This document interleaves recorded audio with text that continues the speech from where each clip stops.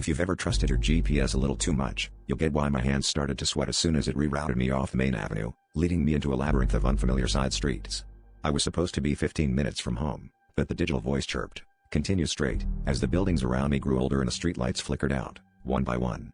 I remember thinking, almost laughing, how weird it was that every house seemed to have someone peering out from behind the curtains, their faces half cast in shadow.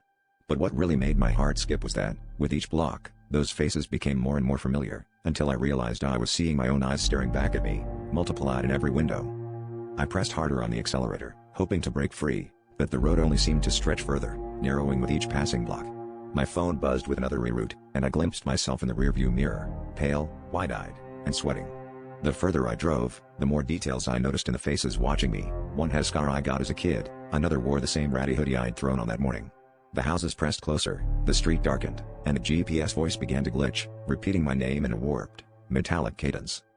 Desperation clawed at me, so I threw the car into reverse, but the street behind it vanished, replaced by a row of houses with even more faces, older, younger versions of me, some smiling, some crying. I screamed, slamming my fists against the steering wheel, but the only answer was a tap, tap, tap on my window. I turned, and there was another me, face twisted with fear and pleading silently for help.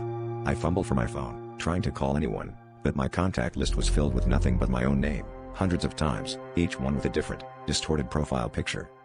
The battery drained in an instant, the dashboard lights flickered out. Left in near total darkness, I heard footsteps circling the car, dozens of versions of myself whispering in unison, "Stay." A hand pressed against the glass, then another, until the windows were crowded with faces just like mine, begging, threatening, crying. As the first of them opened the door and reached inside, I realized the street had no end because it wasn't meant to. It was a loop, one I had driven 1,000 times before, each time forgetting, each time becoming just another face in the window, waiting for the next me to arrive.